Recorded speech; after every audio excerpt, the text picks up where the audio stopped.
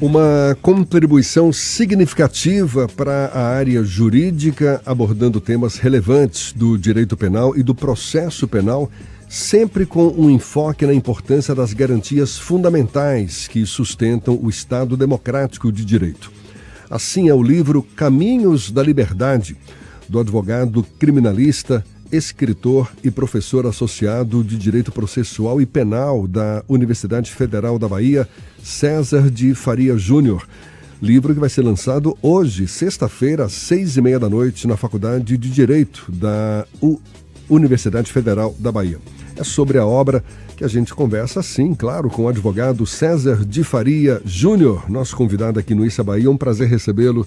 Muito bem-vindo, Fique à vontade. Bom dia. Bom dia a todos. Bom dia, Jefferson. Bom dia, Ernesto. É uma satisfação muito grande estar aqui novamente e para falar deste livro que nós estamos lançando hoje lá na sala da congregação da faculdade, com a palestra do Nabor Bulhões, que é quem fez o prefácio, não é isso? Isso, que fez o prefácio, e depois uma sessão de autógrafo, um coquetel para os amigos, que nós temos também que celebrar a vida. Eu sempre que falo com advogados, estudantes de direito, sempre tem aquela percepção de que o direito penal é o mais fascinante. Claro que todos os aspectos do direito têm o seu fascínio, mas o direito penal exerce esse fascínio nas pessoas em geral. É verdade? E o que justifica? E qual é a contribuição real que esse livro oferece para os estudantes, para os profissionais do direito em geral, César? Ô Jefferson, este livro, ele é um projeto antigo que foi possível efetivá-lo até por conta da pandemia, porque a vida corrida da gente muitas vezes não permite as diversas atividades que nós exercemos. Então, o que é que eu vou explicar brevemente aqui, né, o que é que contém esse livro? Ele contém diversos trabalhos, né, trabalhos que alguns não foram publicados, mas a maioria já publicados.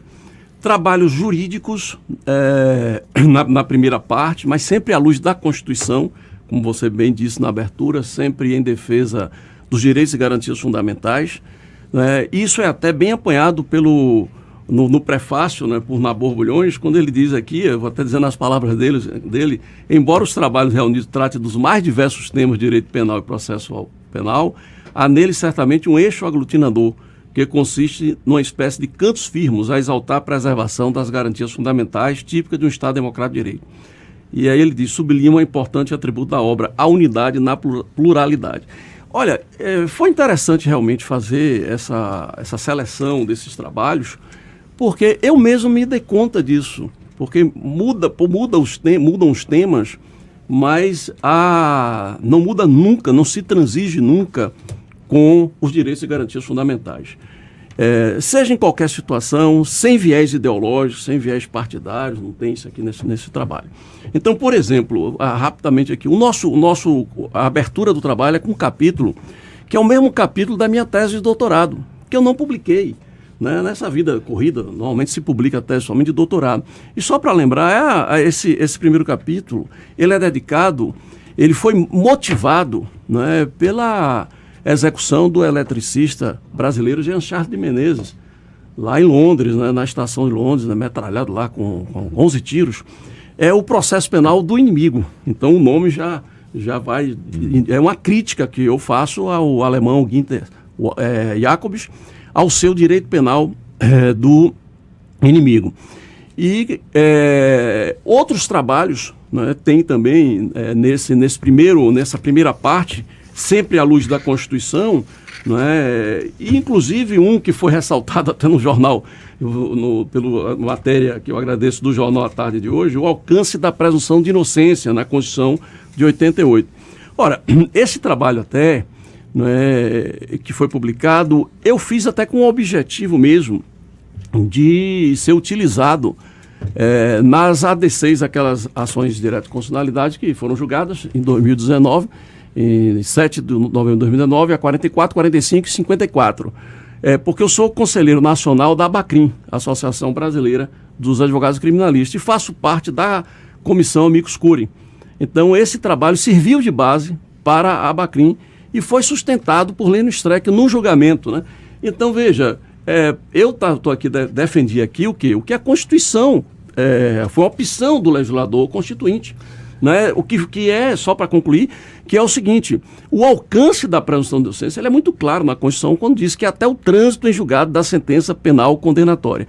Ora, beneficiou o ex-presidente e o atual presidente, mas eu quero deixar claro que eu não tenho viés ideológico. Agora, o fato de esse trabalho estar todo pautado sob a luz das garantias fundamentais, essas que exatamente sustentam o Estado Democrático de Direito, é um alerta ao mesmo tempo para que a gente fique atento, fique ligado à necessidade de sim preservar essas garantias fundamentais num momento em que elas podem estar ameaçadas? E eu te faço essa pergunta porque a gente tem lidado diariamente com o noticiário que envolve questões judiciais. O senhor acabou de citar aí o caso do ex-presidente Lula, enfim, que estão em evidência e que suscitam muitas dúvidas sobre se essas garantias estão sendo respeitadas ou não.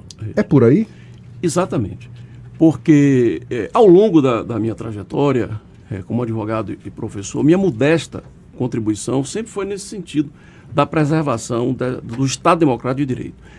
E estabelecendo uma contenção, né, do poder do Estado, né, criticando o quê? Os abusos. Então, neste sentido, que o livro, os artigos que estão aqui nesse livro, sinalizam o quê? O título do livro, Os Caminhos da Liberdade. Eu estou aqui, né, no jornal, no Isso é Bahia, no Grupo à Tarde, né, e quero lembrar, e é importante lembrar, uma expressão que não é minha, é do ministro poeta Carlos Aires de Brito, quando ele disse que a maior expressão da liberdade é a liberdade de expressão. Sim. Isso ele fez, fantástico, abrindo o seu voto belíssimo quando foi julgada a DPF 130 em 2009. Olha, o Supremo proclamou isso, afastando, tirando do ordenamento jurídico uma lei de imprensa de 67, porque tinha censura prévia. Então isso não era possível no Estado Democrático de Direito, era um entulho autoritário. Então, mas esse entulho autoritário está fazendo muita falta para nós. Então nós temos que preservar, veja, eu sou contra a censura prévia, não a irresponsabilidade. Claro. É diferente. Você tem liberdade, mas tem a responsabilidade. Então, esta liberdade de expressão é muito importante e, por isso, não é caminhos da liberdade. Doutor César, talvez nunca antes na história desse país tenha se falado tanto sobre direito de uma forma geral, sobre legislação que trata sobre o cometimento de crimes, né? Sobre a advocacia criminal. Por conta de tantos escândalos, etc., os advogados criminalistas estão em alta. Estão sempre requisitados por nós como fontes, etc., para tratar, e o senhor falou aí de uma questão que envolve a presunção de inocência, que é um marco, que eu acho que é um divisor de águas de todos esses grandes processos que rolaram até agora. E agora o Supremo está discutindo essa coisa a instituição do juiz de garantias, que seria exatamente aquele juiz que acompanha o processo junto com o juiz que está conduzindo o inquérito, exatamente para garantir, né, que o processo se desenvolva sem os abusos. Então, o senhor acha que essa figura do juiz de garantias é uma inovação importante? Sim, e o Brasil já deveria ter adotado, não é? O Brasil está chegando tarde a adotar o juiz das garantias. Eu vou tentar explicar o que é o juiz das garantias, porque é algo muito simples. É o seguinte, é apenas uma divisão de tarefas que o juiz que atuou na fase da investigação, porque durante a fase da investigação o juiz jamais investiga, mas durante a fase da investigação há matérias de reserva jurisdicional que precisa da autorização do juiz. Por exemplo, para decretar uma busca e apreensão ou até uma prisão preventiva. Esse juiz que atuou, naturalmente, ele fica vinculado às hipóteses que foram criadas naquele momento inicial de investigação. Então, para preservar a imparcialidade do juiz, esse juiz vai funcionar até o início do processo, até o recebimento da denúncia. e no processo vai funcionar um outro juiz. Então, é em prol da imparcialidade do juiz. É uma evolução, e eu estou sabendo agora, né, que o Supremo merece crítica, e nós criticamos muitas vezes o Supremo, mas também merece aplausos. Né? E o Supremo agora está formando maioria no sentido da constitucionalidade e implementação do juiz das garantias no Brasil. Agora, o senhor citou aí o ex-ministro Aires Brito, o jurista, poeta, realmente uma figura muito interessante nessa citação que o senhor fez e o trocadilho que ele faz com a história da liberdade de expressão, né?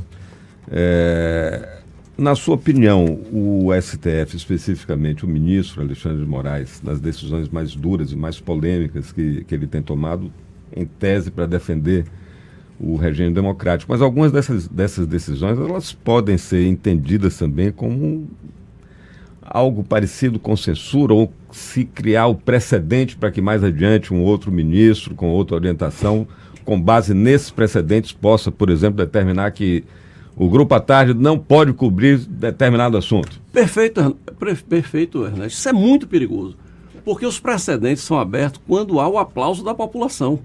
Mas só que aberto um precedente, isso pode ser utilizado contra quem aplaudiu. Então, eu faço uma crítica aqui a algumas decisões do ministro Alexandre de Moraes, com todo respeito, não é mais dizendo... Alguns dos seus artigos estão aqui no livro Caminhos da Liberdade. Exatamente. Não exatamente ao ministro, mas a decisões do Supremo. Sim. Mas porque há também que se observar a própria competência, o limite da competência do Supremo, da competência original do Supremo. E no meu entendimento, em alguns casos não está sendo observado e em alguns casos está havendo violação do sistema acusatório. O que faz sentido a gente perceber que, de fato, por exemplo, que quem está do lado de fora e acompanha as decisões do Supremo, muitas vezes são decisões tomadas de forma tão unilateral, ou seja, o que eu quero dizer é que como se cada ministro fosse uma ilha. As decisões monocráticas. Exato, sobre o mesmo assunto, mas com interpretações totalmente diferentes uma da outra. Como é que a gente busca o consenso, não é, da percepção de que não, os caras eles estão corretos? Olha, nós começamos aqui falando do princípio da presunção da inocência, pelo qual não pode haver prisão automática, cumprimento de execução de pena. Não é prisão pode haver, sou preventiva, mas não pode haver execução de pena antes do trânsito em julgado. Agora vocês imaginem... Trânsito em julgado, que fique bem claro, depois da sentença final de todos os recursos esgotados. Já foram esgotados ou não houve recurso, etc. Veja bem, esse mesmo Supremo, e ao meu ver, cometendo agora um grande equívoco, e o ministro Gilmar Mendes está lutando para a preservação aí do princípio da presunção da inocência e merece os nossos aplausos, porque era um julgamento virtual, a pedido do ministro Gilmar Mendes tornou-se presencial. Que julgamento é esse? Simplesmente o Supremo estava formando maioria no virtual, em contradição com essa própria decisão que nós falamos no início aqui, no sentido da execução da pena em primeira instância, porque se ela for provinda do tribunal do júri. E fundamentando, ao meu ver, num equívoco, porque dizendo em homenagem à soberania do júri. Ora, a soberania do júri não impede recurso, não impede anulação, e na verdade a soberania do júri, ela tem uma origem histórica que foi criada em defesa do acusado e não ao contrário. Tanto é verdade que quando há revisão criminal, vou explicar aqui brevemente o que é revisão criminal, quando todos os recursos já transitou em julgado uma sentença condenatória, mas surge alguma prova que inocente, enfim, ou a nulidade absoluta, e essa revisão criminal é julgada procedente, mesmo em decisão do júri, é reformada a decisão. E isso nunca foi arguído desrespeito à soberania. Então, eu estou com a esperança de que o ministro Gilmar Mendes consiga, com seu belo voto que ele está sendo apresentado, convencer os seus pares. Porque se não convencer, e se ele for vencido, nós vamos caminhar para um retrocesso, que é a execução de pena, no mínimo a partir da segunda instância. E vai ficar ruim, porque vai parecer que a decisão do Supremo lá em 2019, a que eu me referi e aplaudi, e modestamente contribuí, esta decisão vai parecer casuística. Isso não é possível. E não é isso que nós queremos. Doutor César, o senhor reúne aqui vários artigos publicados, é um advogado que é ativista, assim, está sempre fazendo debate público, como intelectual público, se oferece nessa condição. Mas às vezes esse debate público contamina o julgamento de alguns processos. Tem juiz que decide, por exemplo, em função do clamor. Isso é razoável? Isso tem base? Isso é seguro, uma decisão que vai muito no... Não, o juiz tem todas as garantias de inamovibilidade, vitaliciedade, não é? Justamente para poder, né, proferir suas decisões, como a gente usa, contra-majoritárias, muitas vezes contra a opinião pública ou publicada. Não é? Então, o juiz não deve, jamais, ele deve se situar com o que está nos autos. Tem até um brocado, né? O que não está nos autos não deve estar no mundo para o juiz. É uma pena que tem muito juiz que se empolga. Agora com essa coisa de redes sociais, por exemplo, e a exposição dos magistrados também nas TVs judiciárias. Isso. Essa superexposição, ela contamina também o processo, na sua opinião? Ou olha, pode contaminar? Já está havendo estudo sobre isso. Nós vamos ser direto, com relação ao Supremo.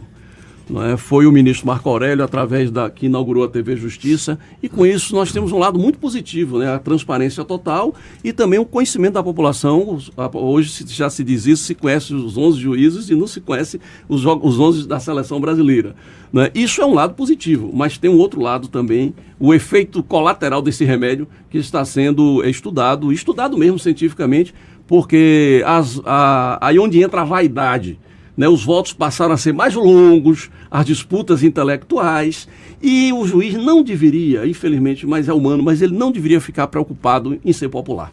Olha, como eu falei no início, o direito penal é fascinante, a gente ficaria aqui horas conversando, porque é um assunto que puxa o outro e diz respeito a todos nós, não é? É a nossa segurança, a nossa vida, a nossa são liberdade, os nossos direitos fundamentais, exatamente. Olha, o doutor... Está aqui, Dr. César de Faria Júnior, autor do livro Caminhos da Liberdade, que vai ser lançado hoje, às 6h30 na Faculdade de Direito da UFBA. E a gente agradece muito, não só pelo exemplar, mas pela conversa, pela sua disponibilidade, pela atenção dada aos nossos ouvintes. Jefferson, eu que agradeço, Jefferson. Ernesto, me permite só para concluir aqui, por favor, falar de uma parte aqui que me toca emocionalmente nesse trabalho, que eu publico aqui homenagens que eu fiz, né, muito sentidas e sinceras, a grandes colegas, e o saudoso Arques Tourinho aqui, e eu escrevi isso logo após o seu precoce falecimento, o Edson Doaia, o meu professor que me inspirou, o saudoso ministro Ademar Raimundo da Silva, né? E a uma mulher baiana, como eu disse aqui, mulher negra guerreira baiana, quando da sua aposentadoria, a desembargadora federal Neuza Maria Alves da Silva, e fora daqui da Bahia, o professor René Ariel Dotti, e um grande criminalista que também muito me inspirou, Evaristo de Moraes. Essas homenagens estão no final do livro e muito me tocam. Doutor eu César, aguardo todos lá, viu? Tá certo, parabéns pela obra e muito obrigado mais uma vez. Um bom dia e até uma próxima. Bom dia. Agora, 6 minutos para as 9 na Tarde FM.